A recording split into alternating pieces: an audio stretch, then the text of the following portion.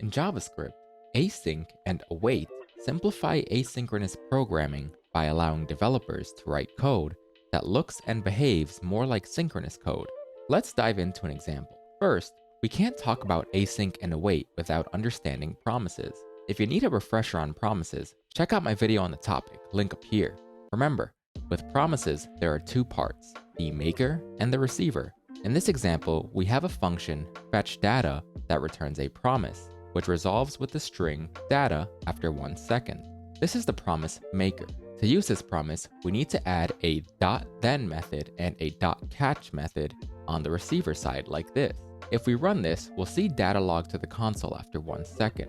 However, this code can be a bit tricky to understand at first glance. Async and await allow us to write asynchronous code in a way that looks more like synchronous code. So let's imagine this code was synchronous. It might look something like this. We'd have a variable that stores the data returned by the fetchData function, and then we'd console log the data. But if we run this, it logs a pending promise instead of the data. That's because we need to wait for the fetchData function to complete. To fix this, we'll use the await keyword before the function call. So what does await do here? The await keyword tells JavaScript to pause the execution of this line until the fetchData function has finished and the promise has resolved. Once it resolves, await retrieves the resolved value and assigns it to the data variable. If we run this now, we'll run into another error. It says await is only valid in async functions. To fix this, we need to wrap this code inside of an async function. Let's create a function called logData, and we'll add the async keyword in front of it. Now, when we run logData, we'll see the data logged after 1 second. That's the basic idea of async and await. Let's go over a few key points. First, as we saw, async and await must be used together.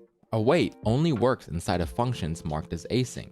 Second, async and await only affect the promise receiver, not the function that returns the promise. That means that async and await can work for any function that returns a promise, including fetch for API calls. And lastly, in promises, we often use the .catch method to handle errors. With async and await, we do something similar by using a try-catch block like so. Here, if the fetchData function fails or returns a rejected promise, we'll catch the error and log it. For example, if we change the promise to reject with data not found, the error will be logged instead. And that's a wrap on async and await. If you found this video helpful, don't forget to like and subscribe for more content. Thanks for tuning in, and until next time, happy coding.